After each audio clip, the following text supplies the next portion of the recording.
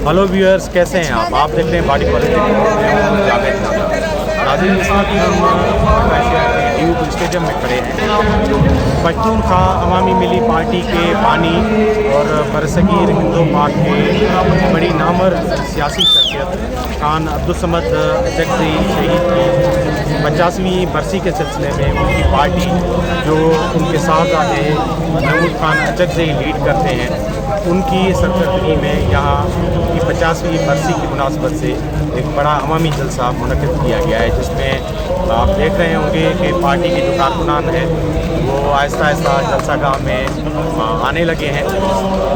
हमारे मुल्क में बहुत सारे लोगों को खान शहीद की जो प्रोफाइल है और जदोजहद और हिस्ट्री है उसका ज़्यादा पता नहीं, लेकिन वो अनडिवाइडेड इंडिया के उसके बाद पाकिस्तान में जमहूरी जदोजहद के बड़ी एक अलामत रहे बाज़ उनकी शहादत के भी।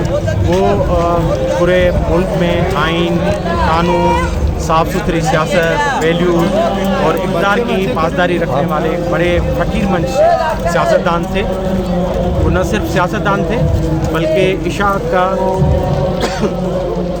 लिखने का काम, पढ़ने का काम किया करते थे और उनकी जो जदोजहद थी उनमें एक सादगी और फ़कीरी का अंसर बहुत ही नुमायाँ था।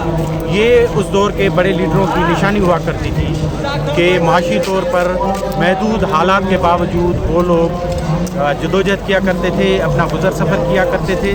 खान शहीद भी समझे एक मेहनत कश सियासतदान थे जो लिखने पढ़ने की मजदूरी, प्रेस की मजदूरी करके सियासत किया करते थे और बलूचिस्तान का और उस वक्त के ब्रिटिश बलूचिस्तान का बहुत बड़ा नाम थे। तो उनकी आज 50वीं बरसी यहाँ उनके कारकुनान मना रहे हैं, उनकी पार्टी।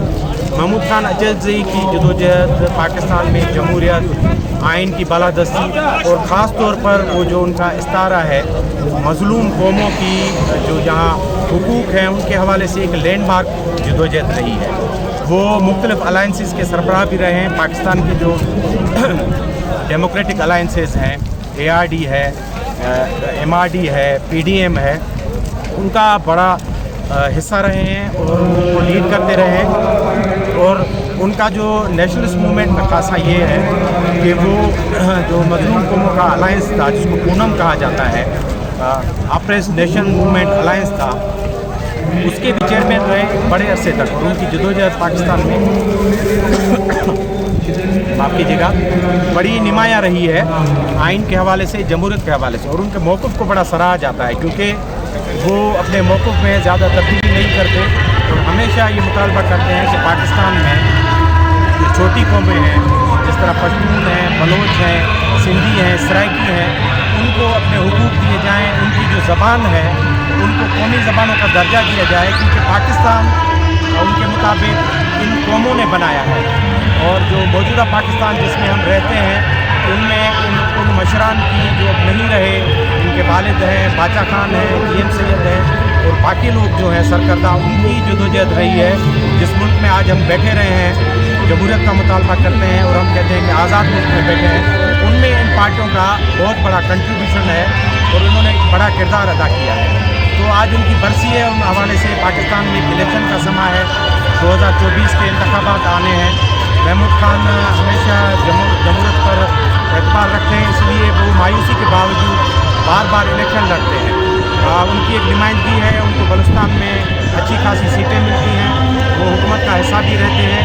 लेकिन जब वो ज़ेर-ए-ताब आते हैं तो उनको इलेक्शन में हराया जाता है और उनकी शिकायत भी रहती है। गुज़िश्ता इलेक्शन में 2018 में उनकी पार्टी को और नेशनल पार्टी को ये सज़ा दी गई थी कि उन्होंने नवाज शरीफ की डेमोक्रेसी की और उन इक़दामात की मुखालफत की थी कि किसी भी जमहूरी लीडर को गलत तरीके से केस दाखिल करके और उनके ख़िलाफ़ एक मुनज़्ज़म साजिश करके उनको हटाना पाकिस्तान के ख़िलाफ़, जमहूरियत के ख़िलाफ़ और आइन के ख़िलाफ़ साजिश है।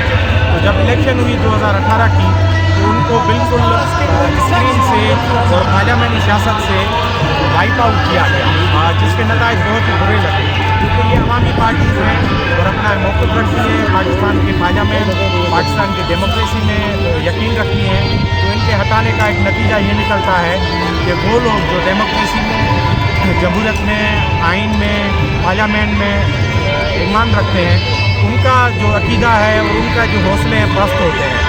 تو ہمیشہ ملک میں یہ کیا گیا ہے کہ ایسی پارٹیوں کو پیچھے رکھا جاتا ہے جو ڈیموکریسی کی اور انسانی حقوق کی اور مظلوم قوموں کی بات کرتے ہیں۔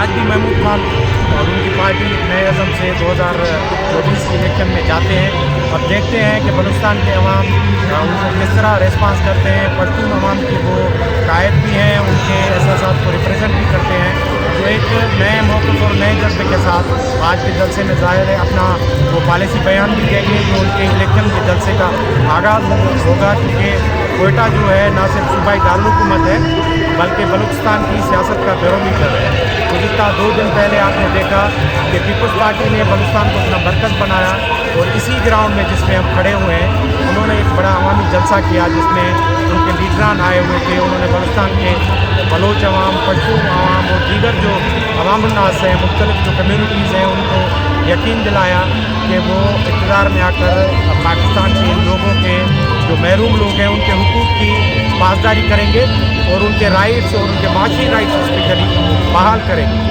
تو ان پارٹیز کا، پشتون نیشنلسٹ کا اور بلوچ نیشنلسٹ کا، ہمیشہ وفاقی پارٹیوں سے یہی مطالبہ رہتا ہے کہ بلوچستان جیسے جو صوبے ہیں ان کے جو معاشی حقوق ہیں، ان کے ساحل و وسائل ہیں، ان کے عوام الناس کے جو مسئلے، ان کے جو تاریخی تسلسل ہے، ان کی جو تاریخی تشخص ہے، ان کو وفاق کو بحال کرنا چاہیے، کیونکہ ان کا موقف یہ ہے کہ ایک حقیقی وفاق تبھی بن سکتا ہے جب ان چھوٹی قوموں کو ڈیسیجن میکنگ میں حصہ داری دی جائے گی، ان کی آواز سنی جائے گی اور ان کے جو مینڈیٹ ہیں ان کو زبردستی کرش نہیں کیا جائے گا۔ تو یہ بہت ہی ایک ہیلدی ایکٹیویٹی ہے کہ بلوچستان کی جو ڈیموکریٹک پارلیمانی پولیٹیکل پارٹیز ہیں وہ دوبارہ سے الیکشن کے موڈ میں آ گئی ہیں۔